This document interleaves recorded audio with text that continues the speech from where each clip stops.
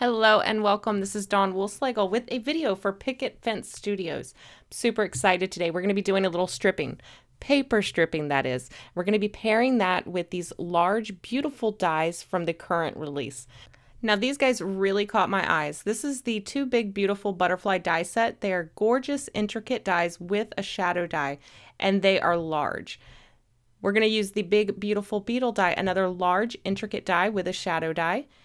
The Happy Bumblebee family die set, this is another adorable little cutie. It's got 4 in here of varying sizes, and we're going to use the sentiments from Bugs and Kisses along with the coordinating die for cutting those out. And then from last month's release, we're going to borrow a sentiment here from Lick the Bowl. All right, and before we get started, I just wanted to show you a little bit more about these particular dies. So I mentioned that they were large. They're very generously sized. You get a shadow die, and then you get the detail die here. Now, this is a standard A2 panel, and I've cut this directly from the center. So you can see it is nicely sized to fill up an entire card front here. This would be perfect for a shaker card. If you like shaker cards, this is going to create a gorgeous shaker card. I'm not a huge fan of creating them. I like to look at them. I like to shake them. I don't like creating them. So we're not going to do that today.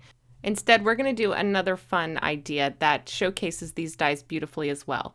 Here you can see how gorgeous all of that detail is and how it can fit right here inside. Or you can use a solid piece to back this with. So lots of options for this. So let's get into today's card. Today's card, like I mentioned, we're going to be creating paper strips. This is a great technique for packing a lot of color into a small area. And our finished cards today are going to be 4 inches by 4¼ inches, but they are going to be packed with fun and color. So I've picked a myriad of colors here in rainbow, and I am going to be cutting 1/4 inch strips from each. So I'm just using the grid there on the right side of my trimmer here. I will move it over to the first line, which is 1/4 inch. And I'm going to do this for each of the colors. Now I've taken a full sheet of cardstock from each color and cut that in half. And then I'm going to cut about 6 of these 1/4 inch strips from each color. This is going to give me more than enough to complete these cards and then some. So then I decided let's add some glitter. What better way than to use some glitter cardstock? So I pulled out a couple of sheets here that match these colors almost perfectly. I'll have all of the supplies that I used in the cards today linked in the video description below. So make sure you check there if you're looking for any of the supplies. So I've pulled out some colors here that are going to be good matches for what I've pulled out in my color palette. I can swap out that darker pink for one of the darker pink strips, and I can swap out the green for one of the darker green strips. You know what I'm saying. So anyways, I'm going to cut a couple of these into 1/4 inch strips as well, because I just want to add an accent of glitter. I don't want to glitter bomb the entire card. I just want to add some accents of glitter. So I'm going to cut a couple strips here, and you can see there that these are going to match perfectly, and I can just swap them out. All right, with all of our strips cut, it's time to assemble. So I've got a half a sheet of cardstock here, and I'm using a dry adhesive tape runner to just cover this entire card front. Now there's a couple different ways you could do this, and I will show you another way here in just a minute. But if you want to do this quickly, this will work. I don't use the tape runners too much anymore because I noticed over time the adhesive kind of fails and the cards can fall apart. But this is good for getting it to stick quickly. Now I am going to use liquid adhesive on the corners and up on the edges. Sometimes, again, those tape runners, they will skip. Since we're using 1/4 inch strips here, I need to make sure that I have adhesive covering the entire back. Stick It would be another really good choice to cover this cardstock with. So I'm going to do mine in a diagonal pattern here. So you can see I'm using my grid mat there to make sure I'm at a perfect diagonal. And then I'm just going to start laying these strips out color by color. Now you'll notice I'm struggling a little bit here. My hands are sticking to the paper and my paper is sliding all over the place. I put up with this for a couple more strips, and then it hit me like, duh, my paper inking palette. I need to put down my paper inking palette. This is going to hold everything in place for me while I lay my strips. So I pulled out the 5 by 6 inch paper inking palette. This is awesome. It holds paper in place. It holds your ink pads in place. There's a bunch of different uses for it listed on the back, including you could do, what is it, the mirror image stamping on this. You can also use this as a faux gel plate.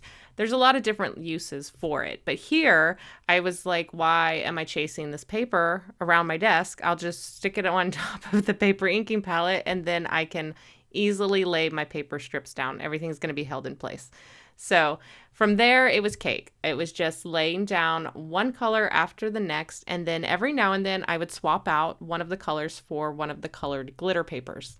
This actually goes quite fast and is therapeutic. So after I was all done, I like to use my bone folder to burnish everything in place. Just make sure that all that adhesive is nice and secure, and then I'm going to flip it over and trim off the excess. I like to use my scissors to get one clean edge, and then I can use my guillotine trimmer to do the other four sides. And with that, our rainbow panel is complete. Ah, so pretty, so worth it. All right, so now we're going to trim that down to create a little focal panel for our note cards. So I'm going to trim this at 3¼ inches by 3 inches, I believe it is.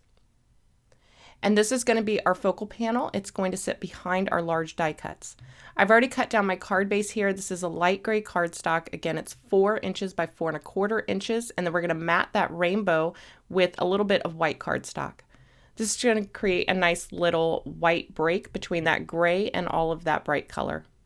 All right, so now it's time to do our die cutting. I'm going to grab one of those two big, beautiful butterflies. You can see here all that detail.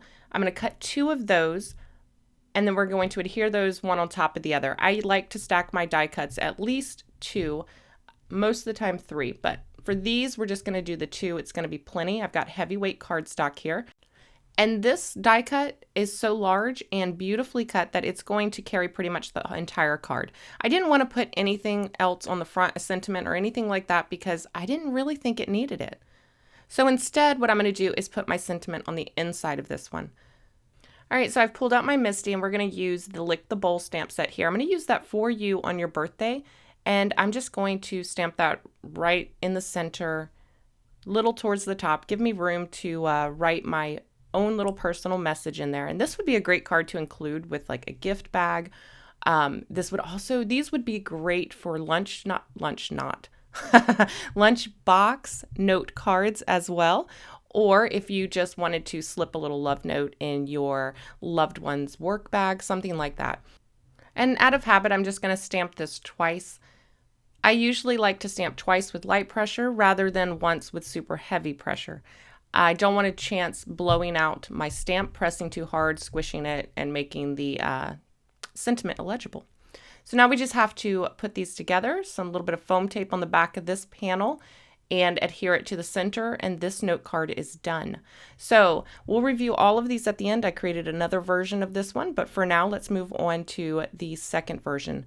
Now this is another way that you can adhere your strips. Just lay them out in the order that you want, and then add a fine line of glue, and then adhere each strip. So you can see here, this is a really quick way to do it as well, but I find this to be my preferred method if I'm only doing a couple of strips. If I'm doing a full sheet, I do like to lay down that dry adhesive first.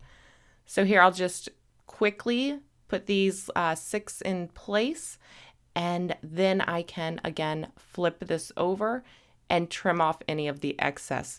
And that's going to complete the background for this focal panel. Now for this one, we're going to use the big, beautiful beetle die. I've die cut that again twice from white heavyweight cardstock. And this one is a little more intricate, so you want to be delicate getting it from the paper. It cuts cleanly, but all of those little swirly bits, they like to hold on. So work that out and then adhere these one on top of the other again. I like to use tweezers when I'm working with these little delicate dies. It gives me somewhere to hold them, and then I work from the bottom up or the center out. For this one, I started at the bottom. There's a lot of these little freestanding areas, these little legs and antenna. So I want to make sure that I get those perfectly lined up. So I went from the bottom up, and then this one is going to live right here. Now I'm following the same basic layout for all of these cards, but just switching them up a little bit. Again, this helps me to create a lot of cards quickly, but they're all unique in their own way. So again, I'm using a little foam adhesive to pop up this panel. You could adhere this flat, but because this is such a simple design, I think that little bit of physical dimension really adds a lot to it. Adhere that right in the center, and then I'm going to offset that beetle. I've gone ahead and glued that, and while that was drying, I stamped and die cut my sentiment. Now for this, I used the Bugs and Kisses, and I heat embossed that in white on black cardstock, and then used the matching die to trim that out. And then I'm going to use a little bit of thin foam adhesive and liquid adhesive to adhere this. Because that bug is a little bit thicker, I needed it to clear the die cut there. So a little bit of foam tape on one side of that sentiment, and then a little bit of liquid adhesive, and that one is done. All right, so like I said, I created another version of each of these, so let's go ahead and review those. They are so pretty, you guys. So simple, so easy, but so pretty. The detail on these dies and their size make them a perfect candidate to use as a focal point all on their own, and you really don't have to do too much else. Again, a nice little rainbow pattern there in the back offsets that butterfly beautifully. For the second version, I used the other die in that set, and you can see this one's even larger and it still works beautifully. So these are so fun, so simple. Now, again, I don't like to make multiples of the exact same card, so we switched up the design just a little bit. I had lots of leftover strips. Here I used the Happy Bumblebee family die set, and these are adorable. You see that little heart? Ugh. Another sentiment from that Bugs and Kisses set, and I used only the pinks and oranges on that one. Here I made kind of like a more masculine or a traditionally masculine version using that beetle. I used the greens and the orange and the yellow, and I love this one too. Who would have thought that I would love a beetle die so much? All right, you guys, so that is it for today. I hope you enjoyed this video. If you did, don't forget to give it a thumbs up. Hopefully you learned something. If you're not already, make sure that you are subscribed so you don't miss future videos. As always, the featured supplies will be linked in the video description box below. I want to thank you so much for joining me, and I will see you in the next video. Bye.